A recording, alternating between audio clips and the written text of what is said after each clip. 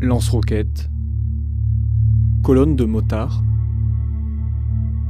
pick-up équipé d'une mitrailleuse. Cette vidéo a été publiée en juillet 2021 par le groupe de soutien à l'islam et aux musulmans, affilié à Al-Qaïda. Le groupe djihadiste, implanté en Afrique, au Sahel, y expose sa puissance de feu et ses prises de guerre. Comme ce camion blindé qui appartenait à la MINUSMA, la mission des Nations Unies au Mali. Des vidéos de propagande djihadiste au Sahel, il en existe des dizaines sur Internet. Le Monde en a collecté une partie et les a analysées. Elles éclairent comment, sur le terrain, s'organisent les terroristes d'Al-Qaïda et de l'État islamique. Mais aussi comment ces groupes combattent et mettent en difficulté les armées locales.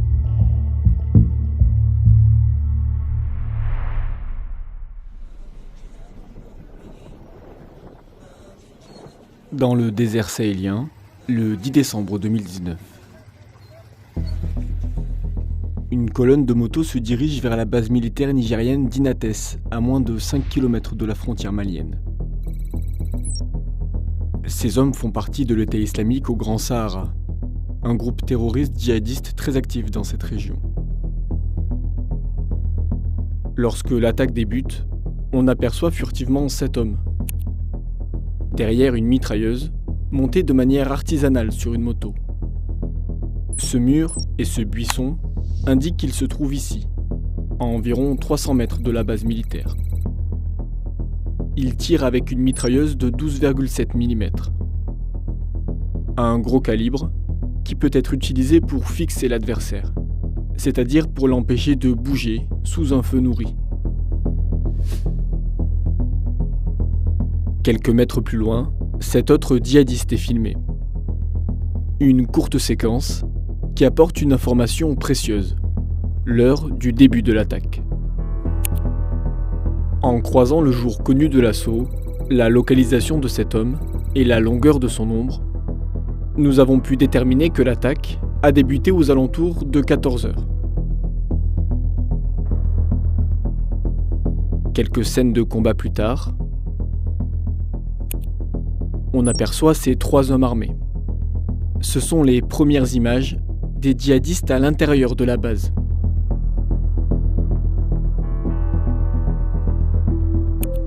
Les ombres de ces 2 bâtons indiquent qu'il est environ 15h30. Pour s'emparer de la base, les djihadistes ont donc mis environ 1h30. Pour l'armée nigérienne, le bilan est lourd. Selon les autorités du pays, 71 soldats ont été tués au cours de l'attaque. La base visée se situe au cœur d'une zone où de nombreux djihadistes sont présents. Cette région, où le Mali, le Burkina Faso et le Niger se rencontrent, s'appelle la zone des 3 frontières. C'est ici que les djihadistes de l'État islamique au Grand Sahara sont actifs. Leur chef, Adnan Abou Walid al-Sahraoui, a été tué par l'armée française à la fin de l'été 2021. Mais ils ne sont pas seuls dans cette zone. Des hommes d'Al-Qaïda, regroupés depuis 2017 sous une alliance commune, le groupe de soutien à l'islam et aux musulmans, sont également présents. Toujours au Sahel, une autre région connaît l'action de djihadistes. Le bassin du lac Tchad. On retrouve des combattants du groupe Boko Haram, qui a connu des divisions internes. Une partie de ses membres ont prêté allégeance à l'État islamique pour devenir sa division d'Afrique de l'Ouest.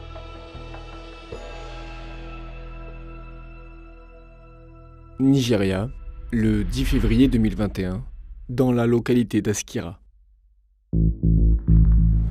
Des djihadistes affiliés à l'État islamique lancent une offensive. Sur ces images diffusées par l'organe central du groupe, un véhicule mène l'assaut. C'est un blindé FV-103 Spartan, qui équipe normalement l'armée nigériane. Derrière lui, 2 autres véhicules. Leur camouflage est identique à ceux de l'armée nigériane. Il s'agit de matériel dérobé à l'armée nigériane par les djihadistes. Une prise de guerre qui leur permet de bénéficier d'un effet de surprise en approchant au plus près de leur cible. Pour tromper les armées régulières, d'autres méthodes sont utilisées par d'autres organisations terroristes. Cette vidéo, diffusée en septembre 2018, montre l'entraînement de djihadistes affiliés à Al-Qaïda. La réalisation et le montage des images sont particulièrement soignés. On voit les combattants en train de préparer une attaque. Leur cible, la base militaire de l'aéroport de Tombouctou, au Mali. Une base qui abrite des soldats des Nations Unies et des Français de l'opération Barkhane. Dans cette séquence, on aperçoit des hommes déguisés en casque bleu des Nations Unies. Leurs casques, parfois des casques de moto, ont été grossièrement peints de la même couleur que ceux des soldats onusiens.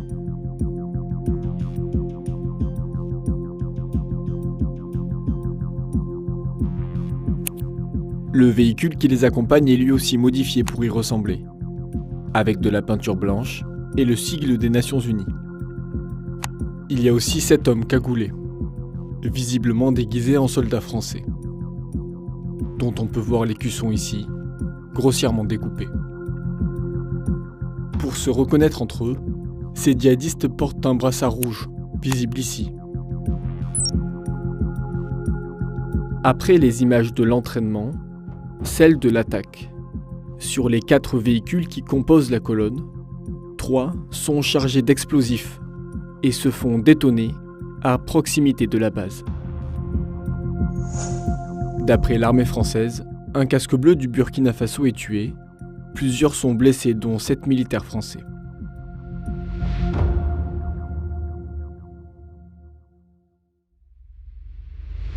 L'utilisation de véhicules piégés ne se limite pas à cette région du Sahel.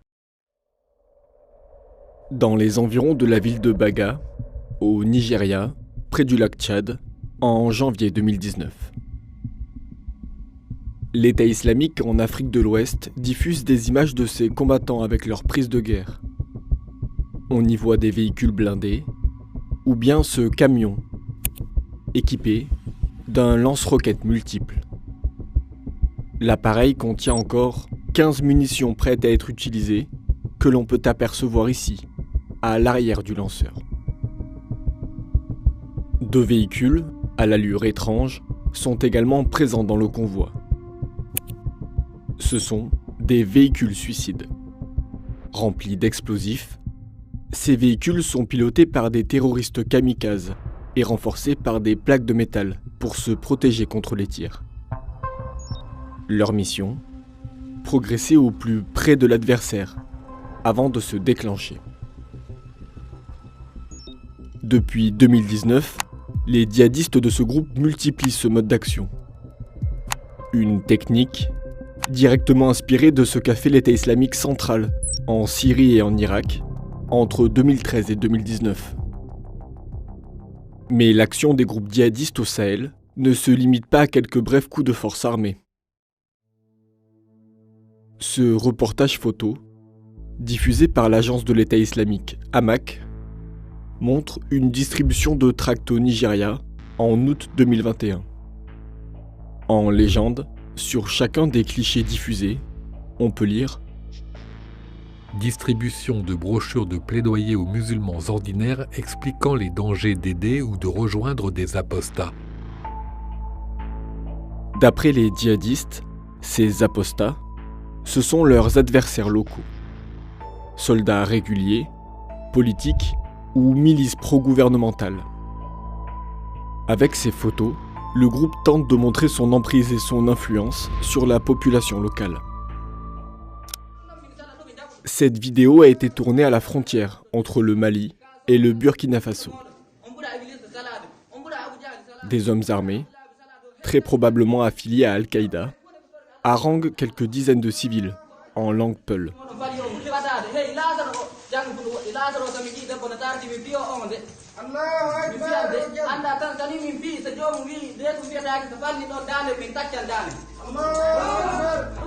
Des menaces parfois mises à exécution. Entre 2016 et 2020, près de 2000 civils ont été tués par les groupes djihadistes dans cette zone, et près de 4500 civils dans la région du lac Tchad. Si elle témoigne d'une certaine maîtrise du terrain, même avec des moyens limités, toutes ces vidéos cachent une réalité plus gênante pour les djihadistes présents au Sahel. Ils sont divisés et parfois même opposés. Pendant plusieurs années, les combattants d'Al-Qaïda et de l'État islamique ont fait en sorte de ne pas s'attaquer. À chacun sa zone d'influence, sa chasse gardée. C'était ce que des chercheurs et des journalistes appelaient l'exception sahélienne. Mais depuis 2019, la situation a changé. À mesure que l'État islamique en Afrique de l'Ouest est monté en puissance, les groupes affiliés à Al-Qaïda s'y sont opposés. Un conflit repris dans la propagande djihadiste des deux camps. Comme ici, dans une vidéo de l'agence Hamak de l'État islamique. Attaque par des combattants de l'État islamique dimanche 2 août contre un rassemblement de membres d'Al-Qaïda à l'ouest de la ville de Ménaka au Mali, 18 septembre 2020. Sur ces images, les combattants de l'État islamique tuent au moins 3 membres d'Al-Qaïda.